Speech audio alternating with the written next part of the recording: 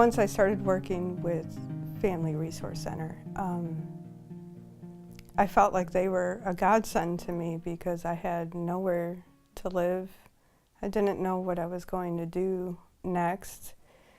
I was 7.5 months pregnant at that time, and emotionally I was,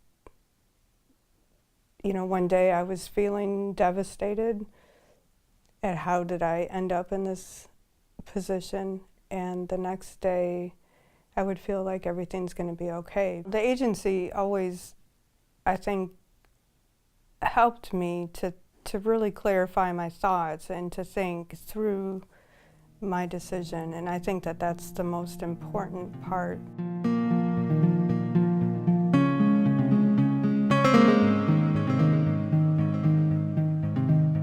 Once I became clear about thinking about my decision to place my son for adoption, I wanted to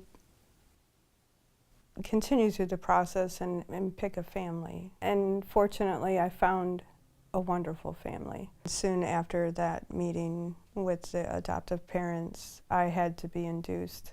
A huge part of me felt really, really scared for the baby.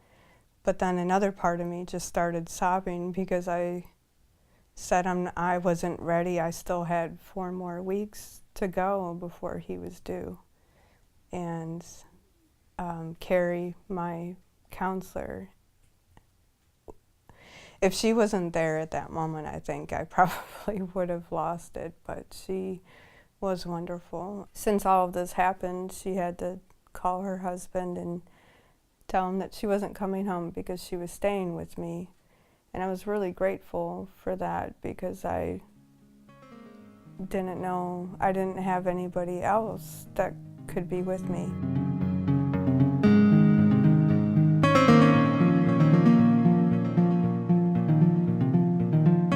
I wasn't on the maternity ward,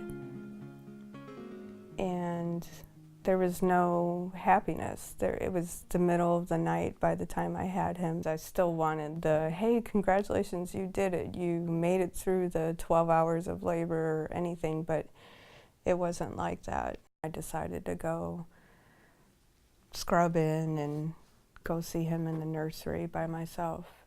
The nurse was taking pictures, and then all the nurses were crying, and it was just very difficult.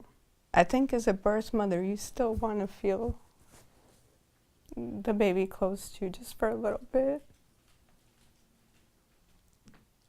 It's hard to explain, but when you look into your baby's eyes, you just get this tremendous feeling of love that you've never felt before. I kissed his forehead and I said goodbye in my own way, and I asked him to forgive me. And then I was able to hand him back to the nurse. The selfish part of me really wanted to keep him, and I really wanted to keep him, and I kept trying to tell myself, you can get through anything, you can do this, you can, we'll find a way. But then the other part of me,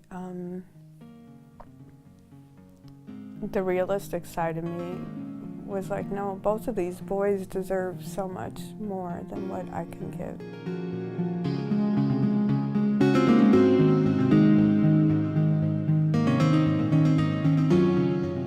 Carrie stayed with me as long as, she said she would stay as long as I needed her there. But I really just wanted to be alone. Just wanted to kind of sort through my own thoughts. After a couple of days, she asked if I was ready to sign surrenders. And she asked me if I had any questions, if I wanted to talk about anything, and to talk about anything at all. She wanted to make sure that I was very clear in what I was doing and that my understanding was clear. I knew right away that what I was doing was the right thing, because I knew from that point forward that he would have a much better life than what I could give him.